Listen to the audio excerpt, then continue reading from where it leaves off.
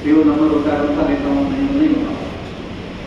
आज मैं लेटअप बैठा था, सुबह क्लास लेने आया था, लेकिन मैम सब पहले घुस गए स्टूडियो में। मैंने कहा उनको निकालना ठीक नहीं है, मैं सोचा 1 घंटे बैठा रहा। उस 1 घंटे में जो फोन आए वो मैंने सारे अटेंड किए। एक फोन आया मेरे पास रानी बता उस साइड से, नमस्कार, मैं उस विद्यालय का प्रिंसिपल बोल रहा हूँ। मैं आपका स्टूडेंट नहीं, आपसे उम्र में तकरीबन 10 साल बड़ा होगा, लेकिन मैं आपको शिक्षक दिवस की शुभकामनाएं देता हूँ। मैंने भी वापस करना सुना कि आपको शुभकामनाएं देता हूँ। मैंने आज का दिन फोन करने की इसलिए चुना कि मुझे आपको धन्यवाद देना। मैं हुआ लगता है मैंने ऐसा कहा कि तो उन्होंने कहा कि आपने एक ऐसा बच्चा इस विद्यालय में भेजा है मास्टर की, उसने विद्यालय की दशा और दिशा दोनों सिर्फ बदल दी। पूरा ग्राउंड साफ कर दिया, बढ़िया पेड़ पौधे लगा दिए, ग्रीनरी कर दी, पढ़ाई का माहौल बदल दिया पूरा। उसको देख के वो क्या 1 का टीचर है, लेकिन लेक्चर भी उसको देख के काम करते हैं। पूरा दिन कर्मठता से काम करना पड़ रहा है।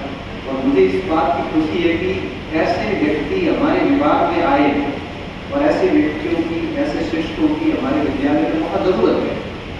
आपने एक ऐसा उत्पाद तैयार करके यहाँ भेजा, इस बात की बधाई और आपको धन्यवाद देने के लिए आज का दिन का। अब आप सोचिए कि जब आप किसी विद्यालय में जाएं और जाके अपने व्यक्तित्व और कृतित्व से उस संस्था प्रधान को इतना प्रभावित करें कि संस्था प्रधान आपके गुरुजी को फोन करके धन्यवाद दें। आप सोचो कि उस गुरुजी के लिए इससे बड़ा गिफ्ट क्या हो सकता है। सुबह सुबह ही गिफ्ट मिल गया और मैं सुबह से सोच रहा था। फिर उस बच्चे ने बात करी, तो कुछ नाम सुना होता है, अपने बैच में आता था, 22 पढ़ गया मेरे पास पूरा बैच पढ़ के गया था, नंबर भी आ गया और जानो का बच्चा तो वहीं आस पास दोस्तों मुझे उसकी नाम याद। फिर मैंने सोचे भी बात की, मैंने कहा मुझे बड़ा अच्छा लगा कि आपने वहाँ जाके अपने प्रिंसिपल को प्रभावित किया। बाकी संस्था प्रधान को राजी रखना आसान काम नहीं होता, क्योंकि संस्था प्रधान एक शिक्षक पे कई दायित्व देता है। कई शिक्षक उन दायित्वों में एक अतर कम पड़ जाता है। तो हमेशा से संस्था प्रधान की शिकायत रहती है छोटी मोटी, उसमें भी अगर आपको उस तरह आपने वाकई में बढ़िया काम किया है तो मैंने कहा कि हमने जो कुछ पढ़ाया, आपको जो कुछ सिखाया, हमें बड़ा गर्व है आपको और इसी तरह से काम करते हैं। उस समय मेरे मस्तिष्क में आया कि हमारे जो विद्यार्थी जो हमारे से पढ़ते हैं, उस समय सोच रहा था विकास वो हमारे से ज्ञान रिजल्ट के अलावा भी कुछ चीज़ें लेके जाए और वो वहाँ जाके ऐसा एग्जाम्पल सेट करें कि हमें गर्व की अनुभूति हो कि आपका बच्चा वहाँ पे आया है और उसने इतना बढ़िया काम किया। ये मेरे लिए सबसे बड़ा गिफ्ट है। इस पूरी छोटे से इस वृतांत से आप इतना सीख सकते हैं कि अपने गुरुजनों को कैसे विशेष कैसे फील करवाया जाता है।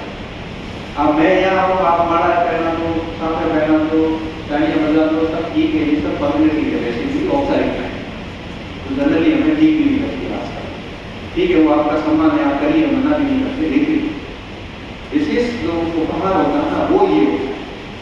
ये ऐसा उपहार होता है, जब इसका मैं उदाहरण दूंगा, क्योंकि ये बात ही होती है प्रेरणादायक है कि आप भी इससे सीख के अब आप कितने बड़े गिफ्ट दे दोगे, मैंने लाके दे दोगे, कभी वो बात कहीं होगी नहीं, क्योंकि वो ठीक है, वो आपका प्रेम का देंगे, उसको हम कहीं जाके व्यक्त नहीं कर सकते। तो मैं आप सभी को यही कहूँगा कि इस दिवस के अवसर पे कि आप खूब पढ़िए, अपने गुरुजनों की बात को सुनिए अच्छे से, उसको अपने व्यक्तित्व में डालिए, हर दिन अपने में परिवर्तन आए। देखो कोई भी व्यक्ति एक दिन में व्यक्ति नहीं बनता, वर्षों लगता, क्योंकि एक व्यक्ति को खराब होने में भी 1 साल लगता है। तो खराब होने में अगर 3 साल लगते हैं तो सुधरने में 15 साल लगता है। सुधरने वाली आदत है बड़ी मुश्किल है।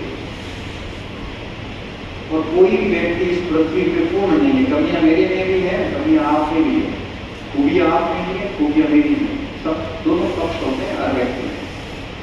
तो मैं हमेशा से इस स्टूडेंट को कहता हूँ कि अपनी खूबियों पर काम करो, न करो, कोई बात वो करते हो तो बढ़िया बात है, लेकिन कम से कम कमियों को धीरे धीरे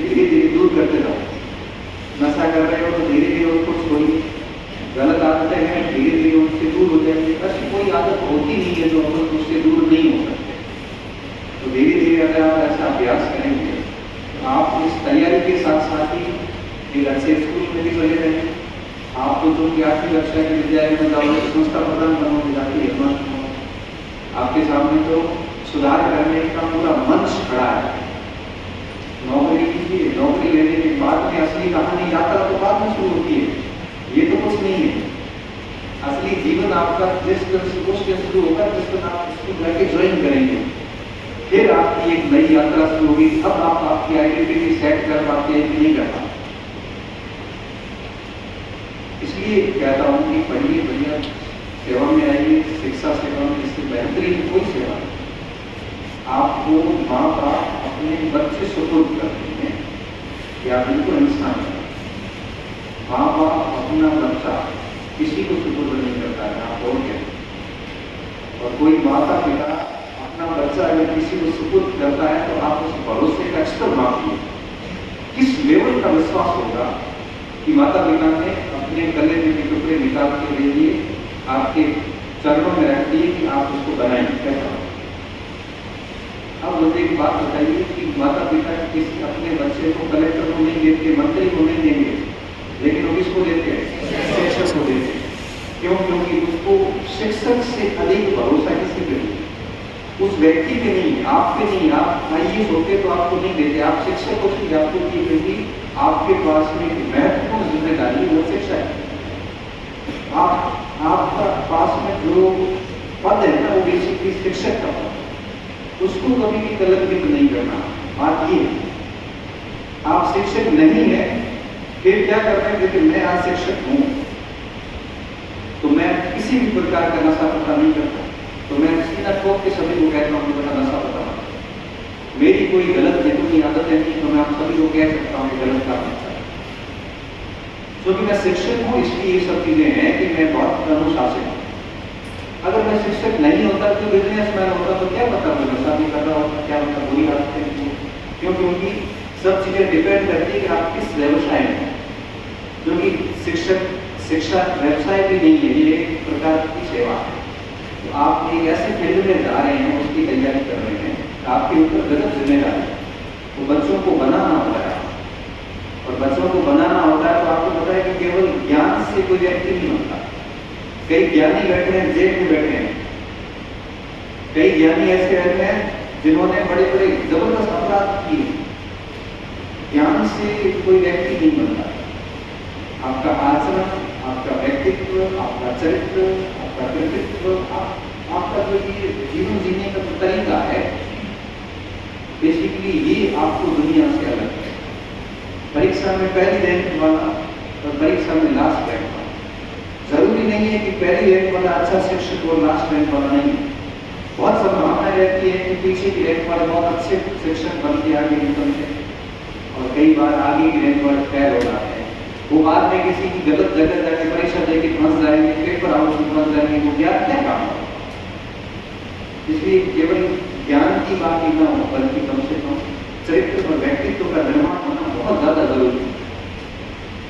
तो ऐसे दिवस जितने भी आते हैं, मैं हर दिवस की यही बात करता हूँ कि देखो, पढ़ाई तो हम साल भर ही कर रहे हैं, हर दिन ही कर रहे हैं, लेकिन ये जो चीजें हैं ना, ये आपको किताब में तो मिलेगी नहीं, ये आपको व्यवहार में लानी पड़ेगी। और ये आपको शिक्षकों से देख के, शिक्षकों से देखते जितने भी व्यक्ति देखते हो आप, जिसमें भी अच्छी बात लगती नजर आए।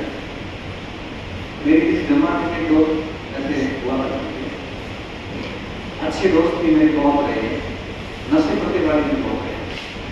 मैं आपको बात बताऊँ, 11वीं क्लास से लेके और आज ऐसा कोई साल नहीं गया जिस साल मेरे साथ कोई नशे वाला फ्रेंड नहीं रहा, चाहे दारू पीता हो, चाहे सिगरेट पीता हो, गुटखा मेरे साथ रहे। इवन जब तक बेरोजगार थे या रूम लेके रहते थे, तब तक रूम पार्टनर भी रहे, लेकिन मैंने उनसे वो बात नहीं सीखी क्योंकि वो मेरे काम की थी। उनमें खूबियां भी बहुत थी जो हालांकि जो लोग जानते हैं और उनको पता है कि ये बात वहाँ से मिली, और उन सारी बातों को अपनाते मुझे लगता है कि मैं ठीक हूँ और मैं मेरे कर्तव्य पर किससे नहीं ये क्वालिटी जो जितनी भी छोटी छोटी क्वालिटीज है ना, वो आ रही है तो साथियों से अच्छी बातें ले ली, और जो उसका एक बुरा पक्ष था, उसको अपने छोड़ के उसकी लाइफ में जैसे जिए अपने को क्या करना। आपके भी मित्र होते हैं, महिला है, शिक्षक हैं, उनसे जो ठीक बात आपको लगती है वो ग्रहण करिए आप। और ऐसे भी बच्चे भी आदमी आपको पता नहीं चलता है कि इसकी क्वालिटी क्या है, फिर देखना आपको एक अच्छा अलग फीलिंग आएगी। आप जब आप सही रास्ते पे होते हैं तब आपको कॉन्फिडेंस है ना एकदम से बूस्ट हो जाता है। जब व्यक्ति गलत रास्ते पे होता है तब कॉन्फिडेंस अपने आप ही धीरे धीरे लो हो जाता है और दो चार लोगों को फेस नहीं कर पाता। तो शिक्षक दिवस का हमारे लिए यही महत्व है कि आप बढ़िया तरीके से जिंदगी जिए, कोई गलत चीजों में न फंसे, कहीं पर भी गलत खूब मौके मिलेंगे आपको, आगे गलत करने के मौके अधिक आते हैं। अब जैसे आप लोग तो कर जाओगे, कल किसी ने कह दिया कि किसी की जगह पेपर देना 10 लाख रुपए देंगे, भाई साहब आप वहां जाके बैठ गए, आपकी जिंदगी बर्बाद होगी, आपने किसी एक का हक मार दिया, इससे अधिक गलत क्या होगा? आपने किसी पूरे परिवार को उजाड़ दिया, इससे गलत क्या होगा? आप विद्यालयों में जाओगे, विद्यालय में 12वीं तक स्कूल होती है, वहां भी बड़े बड़े बच्चे आते हैं, वहां जाके आप कोई गलत कार्य करोगे तो डेफिनेटली इससे बड़ा पापी क्या हो सकता है?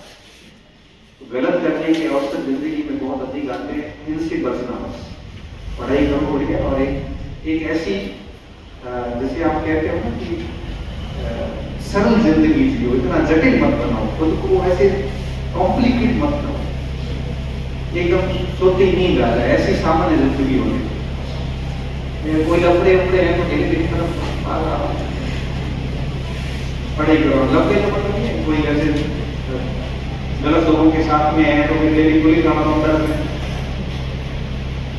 गलत काम कोई कर रहे हो तो सबका डर रहता है, क्यों उलझना है इसमें? शांति से जिंदगी एक ही गुजर लीजिए, बार बार तो नहीं मिलेगी।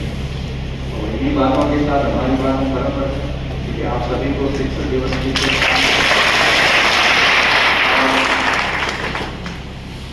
और ईश्वर से प्रार्थना करता हूँ कि अगले आने वाले शिक्षक दिवस और उससे अगले शिक्षक दिवस पर आप भी विद्यालय में जाएं, बढ़िया काम करें।